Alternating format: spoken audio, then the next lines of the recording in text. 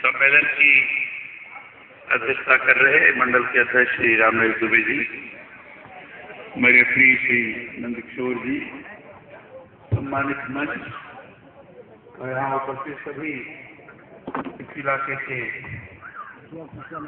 सम्मानित महानुभाव, पार्टी के कार्यकर्तागण, पत्रकार मित्रों, मैं भारतीय जनता पार्टी की तरफ से देवरिया संसदीय क्षेत्र से उम्मीदवार घोषित किया गया है। देवरिया मेरे लिए नया है। मैं इस सारे इलाकों में बहुत पहले से भ्रमण किया है। देवरिया के भूगोल के बारे में, देवरिया के इतिहास के बारे में, देवरिया के सामाजिक व्यवस्था के बारे में मुझे अच्छी तरह की जानकारी भी है, अनुभूति भी है। और इसलिए देवरिया से मुझे भेजा गया, निर्देशित किया गया। तो आप लोगों के ऊपर पूर्ण विश्वास रखते हुए सहज रूप से मैंने से स्वीकार कर लिया। देवरिया में मैंने संघर्ष नहीं किया भैया, मुझे बैठे और आपातकाल के दौरान जो लोकतंत्र को समाप्त करने की दिशा में उस समय की सरकार काम की थी, तो भूमिगत रहते हुए काम किया है, लोगों को तैयार किया। मेरे ऊपर उस समय 10,000 इनाम रखा गया था गिरफ्तारी के लिए। भलौडे में पकड़ा गया था और देवरिया जेल में मैं 19 महीने रहा हूँ। 16 महीने कहते मैं कहता 19 महीने रहा। देवरिया की जो क्रिमिनल्स थे, अपराधी में उनका जिक्र, वो जो जेल में गए थे, उनका भी मुझे बहुत प्यार मिला। अरे सामान्य जन का तो प्यार मिलता था, लेकिन जेल में उनका बड़ा प्यार मिला। और जेल से जब मैं मुक्त हुआ हूँ, तो आप आश्चर्य करेंगे, जेल में जितने लोग थे सभी ने उस दिन बाकायदे दूध मंगा कर खीर बनाया और मुझे खिलाया है। और जब दूसरे दिन मैं निकला हूं तो पंक्तिबद्ध खड़े होकर मुझे मालाओं से लाद दिया था। शायद पहली घटना होगी कि कोई जेल से निकल रहा है, माला पहने हुए निकल रहा है। तो देवरिया की जो भी ऐसे लोग भी उसमें बंद थे, उनका भी प्यार मिला। देवरिया के सामान्य जन का भी प्यार मिला। और देवरिया को स्वयं मैं अपने पन के हिसाब से विचार करता रहा हूं। आज आपके बीच में आया। पार्टी ने विश्वास किया है कि देवरिया के जाने के बाद कलराज जी निश्चित रूप से उन लोगों के बीच में रहकर कमल का फूल फैलाएंगे। और हम उम्मीदवार जरूर हैं, लेकिन हम सिद्धांत की लड़ाई लड़ रहे हैं। मुझे सांसद, विधायक मैं कई बार रह चुका हूं, लेकिन एक सैद्धांतिक पक्ष को लेकर लड़ाई, राष्ट्रवाद वर्सेस अलग अलग जो बाकी लोग, देश में संकट है, भयंकर संकट। आतंकवादियों को केंद्र सरकार हो चाहे प्रदेश सरकार हो, संरक्षण दे।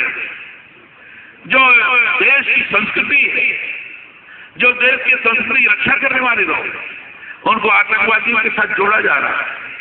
भगवान हिंदू आतंकवाद, ये यूपी गवर्नमेंट के लोग घोषणा कर रहे हैं। अरे आतंकवादी आतंकवादी होता है। आतंकवादी का रंग कोई रंग नहीं होता, न भगवा होता है न नीला होता है। आतंकवादी माने आतंकवादी। तुष्टीकरण की नीति पराकाष्ठा के कारण समाज को बांटने की साजिश की जा रही है।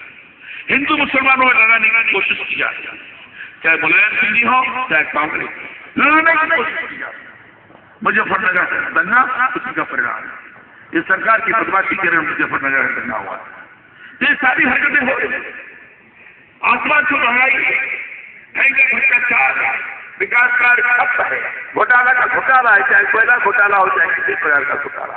आम आदमी किसानों की सुरक्षा है, गन्ना किसानों की मिले बंद है, गन्ना कहाँ ले जाए उसका एरियर बाकी है, उसका एरियर भी नहीं मिल रहा है। कौन चिंता करेगा?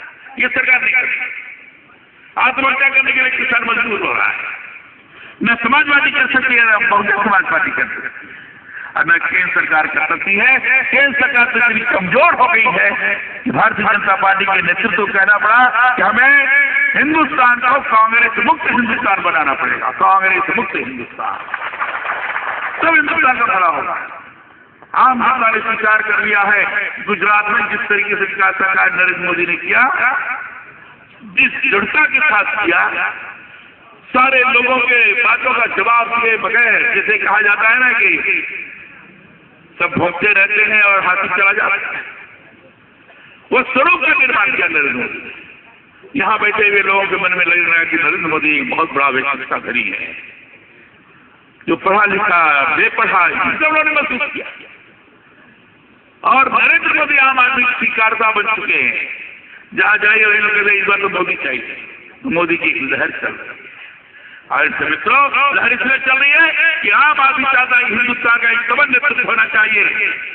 इसी के लिए हम लोग आए, देश को बचाने के लिए, देश के अंदर जो आर्थिक अराजकता निर्माण हो रही है उसको समाप्त करने के लिए, आम जनता के अंदर सौहार्द पैदा करने के लिए, विकास को परिणाम देने के लिए, सुशासन स्थापित करने के लिए, भ्रष्टाचार समाप्त करने के लिए, इसके लिए हम आए हैं और इसके लिए हम आपसे वोट मांग रहे हैं। इसके लिए हम कह रहे हैं कि हमें विजयी बनाइए नरेंद्र मोदी को भारत का प्रधानमंत्री। मैं आपकी टिप्पणी के लिए यहाँ हमारे कार्यकर्ता भी है, बाकी लोग भी, हमारे बूथ स्तर के लड़ाई बूथ पर होती है। लोकतंत्र की लड़ाई भूल चुका है, और जो लोकतंत्र की लड़ाई बूथ पर लोकतंत्र ही हमारा हथियार है, इससे ही हम सत्ता का परिवर्तन कर सकते हैं और निश्चित करेंगे हमारा बूथ का कार्यकर्ता, हमारे गांव में रहने वाले लोग इस समय देश के अंदर इस चुनौती को देखकर आगे बढ़े, क्योंकि देशभक्ति का तकाजा है कि वर्तमान हुकूमत को बदल दिया जाए।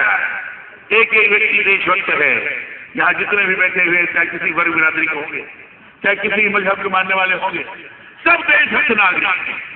इसे स्वयं के निज का प्रश्न है, अपना सवाल है।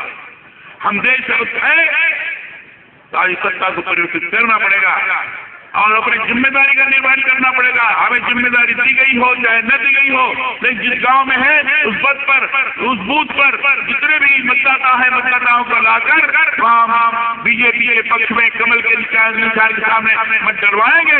संकल्प करके चलने की आवश्यकता है और ये संकल्प करके चले, एक एक व्यक्ति संकल्प करके चले कि मेरी जिम्मेदारी बनती है देश की वर्तमान परिस्थिति बदलने की, मेरी जिम्मेदारी बनती है व्यवस्था को बदलने की, मेरी जिम्मेदारी बदलती है दुष्ट ताकतों को किनारे लगाने की। जब मेरी जिम्मेदारी बनती है तो कौन उस दुष्ट ताकतों को किनारे लगा सकता है? कौन देश को राहत प्रदान कर सकता है? कौन देश को सुशासन दे सकता है? कौन देश के अंदर महंगाई को नियंत्रित कर सकता है?